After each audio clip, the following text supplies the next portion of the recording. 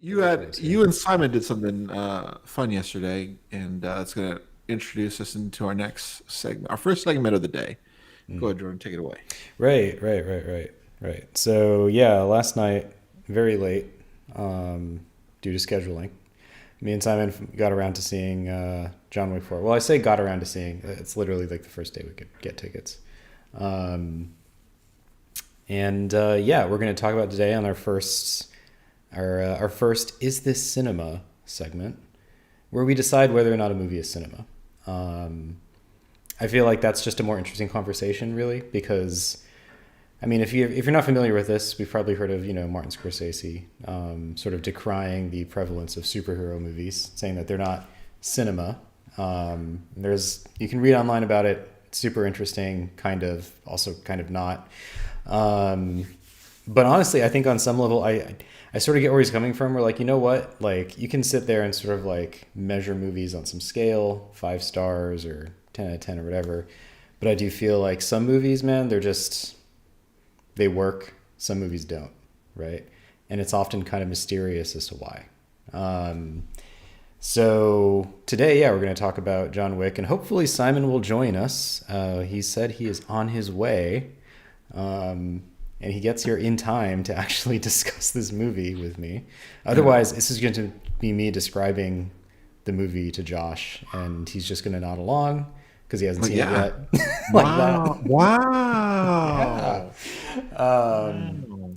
but I could carry it pretty well, I think, Jordan. all right, all right. You've seen the other And three, right? You are familiar with Mr. Wick and his exploits. yeah, Yeah. All right. 1 through 3 I've watched, and Okay. I want to say two is my favorite. Okay. Would you say you're a fan of like the series as a whole? Oh yeah, oh Okay. yeah. All right. Yeah, because I am absolutely a fan. I am mildly obsessed with these movies. And part of the reason is because like they're kind of like pure uncut movie, right? Like, and how to okay. I've been thinking about how to explain this since I saw this movie last night. And I was like, all right, what am I gonna say? Like, what do I actually have to say beyond it has cool action? Because like it has cool action, guys. Uh, so A plus, I guess. I don't know what else I would say. And I think the thing about so I have kind of this theory that every medium has its own native genre, right? Like a genre that not only like doesn't really exist in other mediums, but can't and really grew out of the medium itself, right? So a good example of this would be like superheroes and comic books. I mean, Josh, you're a fan of superheroes, right? You probably read some comic books, right? Right. A few at least. And but have you ever read like a superhero novel? Like a 500-page written word superhero novel, or probably not. Uh, Kingdom Come, Red Kingdom Come. I don't know if that counts. Well, The that's a novel. graph. You mean a graphic novel? But I mean No, no, literally. there's a novel. There's There's a a novel. novelization of Kingdom Yeah, Come. just a written book Oh of my god. Kingdom Come. Okay, so you just totally fucked up my entire example. Thanks for that. I mean, no, I have not. No, it's fine. It's fine. I've never heard of it. But it's like superhero. Okay, superheroes are very popular in comic books and to an extent also in animation and in film. But they don't work as well in mediums that aren't like intensely visual, right? Like they feel most at home in comic books, at least in my opinion, right?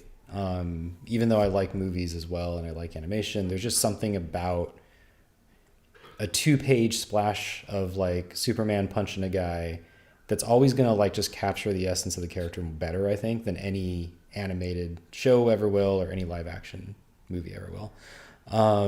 And I think action movies are like the native, like they are like native to film, right? Like you can't make a radio drama of an act of like a John Wick movie, right? It wouldn't be Right, right. it'd just be a lot of yelling and grunting and sounds of things smashing, right? And so the interesting thing about John Wick is like it just leverages every aspect of the medium to the absolute maximum, right? Like it's not even, and even other action movies often lean really hard on like VFX and stuff to look good. But John Wick is like among those class of films. Another example would be like Mission Impossible movies, right? Where like you watch Tom Cruise literally just like hang from a jet as it takes off into the sky, right? Or fall off a building. Like there's something about like that is something that can only really work on film, right? And I think John Wick does that maybe better than any other franchise. And so like to me, this the thing that makes this movie work, John Wick 4, and the thing that to me makes it cinema, right, is it is just 3 hours of uncut like cinematography, action set pieces, some pretty dope ass music, and like insane. Like, so here's the hard part I'm having right now. I don't know how to describe what happens in this movie without ruining it for anybody who hasn't seen it. Right? Like the action, like this is the thing. It's not about plot twists. It's just the inventiveness of the action in this movie is on a level that I don't know that I mean, John Wick's always been good at this, but man, they really gave it their all here. And like it's got the biggest budget of them all, and it doesn't waste a single penny. There is not a single shot in this movie that doesn't look kind of amazing on some level. Like people just standing around in these incredible, beautiful locations from like Osaka to Paris. Sometimes they're just sitting around and talking, and it's just like but what you're looking at is like the coolest nightclub you've ever seen in your life, or like this big historic old building, right, full of like all these like incredible antique furniture. Like it's just an amazing movie to look at. It really leans hard on like these big wide angle shots. I don't think they've done this a lot in the series before, but you know, wide angle lenses where you can really see a lot of the scene, right, around the characters, and it just feels expansive, right, like just huge. Everything feels huge in this movie, and it never lets up. For like 3 hours I never got bored. I never felt like it slowed down. And I think I was just telling you, Josh, right, the best way I can think to describe it is like you're watching a 3-act story. Each act is about an hour, and each act builds up to its own massive set piece, and each one is distinct, like in terms of like the colors on the screen and the music being used and the whole aesthetic of it. So it really feels almost like you've watched 3 little movies back to back to back, right? Yeah, it's great. I don't know. It might be the best of the entire series, which is kind of bananas considering like these kinds of like low to mid budget action series, like they are never good, right? They make one good movie, it makes some money, and so the studio decides they got to make more, so they just keep making them. So what happened to Taken, right? They made one good movie, and then they just kept going, and they got worse and worse and worse and worse. With John Wick, it just like somehow they've managed to end go out on a high note, right? Like in terms of the story and the action and the performances. And dude, Donnie Yen. So Josh, you know who Donnie Yen is, right? He plays a major role in this movie. He's like an old friend of John Wick's. And oh, hey, Simon's here. Simon has joined us just as I was wrapping up too. So perfect timing.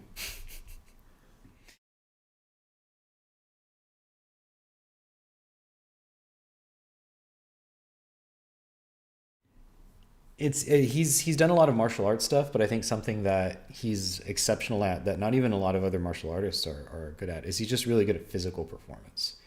And the character he plays in this movie, he's like a blind assassin, and he squeezes every last drop of like visual interest he can out of this role. Like, and I think I was also telling you earlier, it feels sometimes like you're watching a live action anime, in that it uses like the conventions of anime to tell its story visually.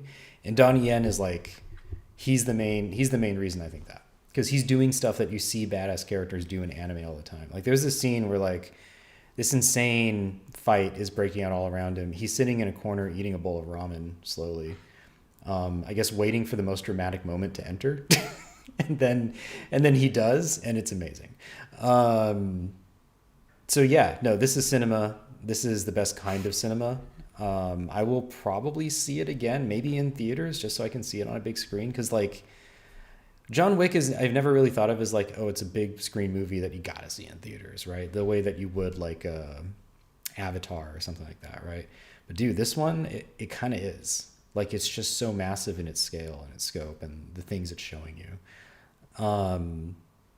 So yeah, this is cinema to me. And Simon, are you set up yet? You got your I'm almost. I mean, we can hear you and see you, so Oh, can you? yes. I just yes, we can hear you. Yeah. Let me send you the link to the shared screen Oh, do tab. you got stuff to share? I have plenty of stuff to All share. right. Well, how about while you're doing that, Josh? Any reactions to anything I just said? Yeah, no, I got some questions actually. So you mentioned a couple of big movies that hit in 2023. We have Ant Man, Creed, um, Shazam. Shazam! So far, out of all the big pop culture movies, where does this stand amongst them? Where does this rank amongst them? So I've seen Shazam 2, which I think, what did I say, like 3 out of 5 stars? Like, it's good. It's fine. Um, did I say, I think I might have said it wasn't cinema. Like, it's not bad, but it's also just like, well, like you'll go with the family, you'll have fun. And it's actually kind of disappointing, I think, to me at least, that it didn't do better. Cause like, this is exactly the kind of movie that, yeah, families should go see. Um, and, but you know, like I said, John Wick is cinema. Like, man, how do I put this? So I was saying earlier about how like it leverages the visual language of cinema in a way that something like Shazam doesn't. And like even though it is just an action movie, like it doesn't have like a complicated plot. Performances aren't like super deep or anything. But I would still argue that it's this someone on the internet is going to make fun of me for this, but I would argue that these are genuinely really sophisticated movies, right? In terms just visually, like in terms of how they Yeah. use the grammar of film, like they're just there's a bunch of people making these movies and they know their shit. They know how to use a camera, they know how to edit, they know how to shoot action. The level of quality that went into like the set design and stuff is second to none. This is a movie built out of other movies, you know, like in the sense that like you can see the influence even of going all the way back to like silent film stars doing like stunts in the early days where it was literally just a guy in front of a camera and like they'd cross their fingers and hope that the building doesn't fall on them, right, or that they don't fall off and get run over by the actual steam engine that they're riding on, right? Like it's got that same energy, and it feels, like I said, it feels visually and cinematically sophisticated the same way that like modern poetry feels like linguistically sophisticated, right? Even though narratively the plot, the characters are not that deep, that's not the point. These movies are about cinematic language and the beauty of it, right? So the same way that a lot of modern poetry doesn't have like any real hidden meaning, it's just about the beauty of language. And if you read someone like T.S. Eliot, right, these movies are also about what you're seeing, and they how do I say it? They speak the language of movies so eloquently that they make other movies look sloppy and second rate, right? Like I can't imagine. There's so many action movies that are just like, look, they shot very basically, they're not that interesting, right? Visually, they're kind of dull to look at, right? And really, like, it's just an exercise to see some guys run around with guns, right? Dude, these movies, like the colors, man, The way colors, they, Duke. The oh my colors. god, it's it's incredible. You know, I think there's. So Simon, I've been trying to explain how good this movie is without spoiling like all of Spoiling the it? action scenes. Yeah, but Were like you able there's, to? I don't know, Josh. How do you feel about us spoiling some stuff? If you I think you did. You have not spoiled it, not one bit yet. okay, yeah, Good there's job. the way it's shot. Yeah, every scene has some visual interest that is just like kind of eye popping, right? And then is used as part of the scene to really sell the vibe of it. It's just the only other, what other movies can I think of? Maybe the Batman. Like it had a similar like gritty but also kind of like neon lit vibe, right? Like it's got that neo noir vibe but like dialed up to 11. You know, I want to live in this movie. That's the only thing I think. Like these places, I wish when you went to Japan it looked like Osaka looks in this movie. I wish when you went to Paris it looked like Paris looks in this movie, right? I wish the real world looked like this movie, because it just looks like such a dope ass place to live aside from the murder, Yeah. right? Yeah. Yeah. The Anyway, highly I've been talking for a systematized while. murder system. Yeah, Simon, now that you're set up, I'm gonna hook up your browser, but go ahead and start talking if you want. Um,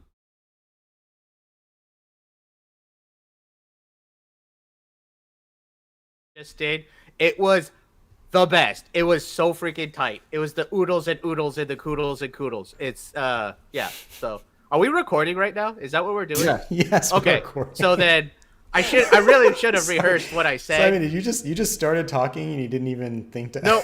No. I just went with it, But no, it's a phenomenal movie. I think Jordan nailed it. I think there's a moment where it's like really over the top in the beginning, and I was just like, wow, it's just a lot to just soak in. And I was just I really had to saturate and just I had to settle down and ask myself, what did I just watch right now?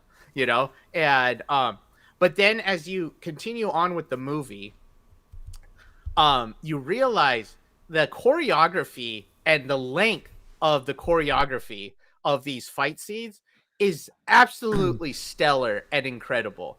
Like the physicality, you mentioned the physicality of Donnie Yen, very true, but the physicality of Keanu Reeves, just I can imagine like how many times they had to do it. And I was just like, or just really prepare months in advance of every little detail, because like it looks chaotic but purposeful. They can't just do this by accident. Like the chaos is measured. The chaos is it looks like a legitimate fight scene. And I think that's what I loved about John Wick. It's not overly choreographed like a kung fu movie. It's like it's ugly, it's dirty, you go to the ground and you just like have to struggle for your life. That's what it looks like. That's what it conveys. And over again, every fight scene has that quality and has that look, and it just gets better and better and better and better. It just escalates to just this craziness that is phenomenal, absolutely phenomenal. So yep. No, the physicality. I like that you mentioned the physicality, because there's like a lot of the close-up fighting here. There's like a lot of I guess I'd call it grappling. Yes, like, it is. Yeah, but it's like full body grappling, like with legs, like jiu-jitsu. Yeah, they're just like they're rolling around, like you can see them wrestling to fight over a gun or something, and it's just like the amount of time it must have taken to choreograph out what they're doing. It's just so complicated what they're doing. Yeah, it's out of control. It's out of control. Yeah, and like I would love to see the behind the scenes for this movie and how much Keanu Reeves put his 2 cents in regards to the grappling, because we know that he does jujitsu, right? He knows how to move around on the ground. Oh, we know, Simon? We know? Okay. You talk I'll to just him? say, You hang out? in context, he knows how to do. He's a Brazilian jiu-jitsu, right. person, You're right? absolutely right. And and like you can tell and another thing is there's a female lead in this, and they really. You don't like that, Simon? No, I loved it. You said it specifically like you didn't like it. This is we the talked reason about why. this before offline. No, I'm no. surprised that you changed your perspective. So I feel that good. I'm glad. No, I feel that you interrupted me before I wanted to say what I wanted to say. So here's what I'm going to say now. I feel that often, like weight by weight, often in movies, it just is unrealistic to see a female fighting a large muscular guy, right? But we see this female lead. They used her body, and they used it effectively. It's like. There is a scene where it's worth noting she's definitely like she's younger, she's on the skinnier side, and they have her fight like this dude who's like he looks like he's 6'5", weighs like 300 pounds.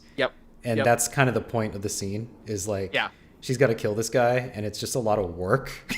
It's like a lot of work to kill this guy. And she struggled, but her style is. And you'll notice this in the entire fight scene. She's low to the ground. She's like literally crawling and going back and forth and just on the ground. They can't swoop down and reach her. And she's Is that where you like her, Simon, on the ground, low to the ground? I just think she knew I think the film showcases she knew the body type of this person, and she knew how to use it. She knew how to use it effectively. And I just think that in this entire film, these killers know how to kill effectively. I'm just like, and it's just bananas. It's absolutely bananas. It's just like, yeah, like he uses cars to kill people. He uses Tokyo drifting to kill people. Yeah. He does. It's absolutely bonkers, but it's very cool. Yeah, it's really wide ranging. And another thing that's really interesting about it too that I wasn't expecting, although I guess I should have, because they've hinted at this in other movies, right, where they make explicit references to other action movies or silent films. This movie goes out of its way to pay homage to like a lot of different action and adventure film genres. So like, there's a scene in here. I mean, it must have been a reference to Lawrence of Arabia, the way it was shot. Okay. Yeah. Simon, you know what scene I'm talking about, yeah. Yep. And then there's a scene in here that is clearly, I mean, it's not even it's explicitly invoking the language of like Westerns, right? Simon, you know what I'm talking about, right? Like, yeah, like every scene looks like it's diving into like the history behind like this type of action, and then like kind of like pulls up some of the conventions of it and really just embraces it, right? It's not trying to like, in a weird way, it feels like it's not trying to be creative. It's just trying to be true to its influences, right? And emulate them to the best degree that it can. And in doing so, it elevates them and like I said, it's a level of eloquence, right? Like it elevates pop culture to high art in a weird way. Especially because often they're doing this stuff, this very pulpy action is happening in these incredibly like high class places. I mean, there's a lot of classical music in this movie. Like there's like house music, and then there's like hip hop, and then there's classical music, and then occasionally there's a dude just wailing on a guitar, right? Like that's this movie in a nutshell. It's all of that just rolled up into a big ball, right? Yeah, no, it's really something. It's a spectacle. Yeah. This movie is a spectacle to behold. Yeah. So we give it like a 3 out of 10 or something. It sounds like a solid 3.5. Yeah, I agree. No, don't be silly. It's just wait till it comes on Netflix, guys. No, watch it. Yeah. Watch it. Seriously. So, Josh, to get back to your earlier question, like where does this rank? This is the best thing I've seen so far this year. In movie. Right. I haven't seen a lot yet, so we'll see. Dungeons and Dragons is coming out next week. That's not going to surpass this. Honestly, so I think what I heard about John Wick 4 is nothing but great things. So everything you're saying, right, I already read about. They say it's the best movie thus far, and reviews of Dungeons and Dragons I've heard the same thing, but we've heard the same for Ant-Man. Where they did the pre-show, like, oh, Ant-Man's amazing, it's great, it's new, it's refreshing, and then nope, wasn't. So the only reason, here's the thing, this movie by all rights should make $1 billion, and the only reason it can't is because it's R-rated, right? Like that's the only thing limiting its potential. I wouldn't surprise me though if it gets it into like 400-500 million range, right? Because it is that good. I mean, like I said, I'm thinking of seeing it again, and I don't usually see movies twice, but it's the kind of movie that you can watch multiple times because it's not like, again, you're not watching it for the plot, you're watching it for the spectacle. And dude, there's so much happening here. I feel like I need to see it again just so I can actually fully absorb everything that they put on the screen. I know there's stuff I missed, right? The Hotline Miami scene, again, I don't want to ruin it for anyone. Just say the Hotline Miami scene, if you played the game, you know what I'm talking about, is bananas. Like it's something you would not expect to see in a big budget movie. Everything about it, the way it's filmed, the way it's choreographed, there's a lot of long takes in cinema that you can argue like which ones are the best, right? Goodfellas has got a good one. But man, this might be my favorite. It's crazy it's the balls they had, right? The brass it took to film a movie this way, to put stuff like that in a movie that costs like $100 million is, it's admirable. This is an achievement in my opinion, like an achievement in cinema. As I know it sounds crazy, it's just an action.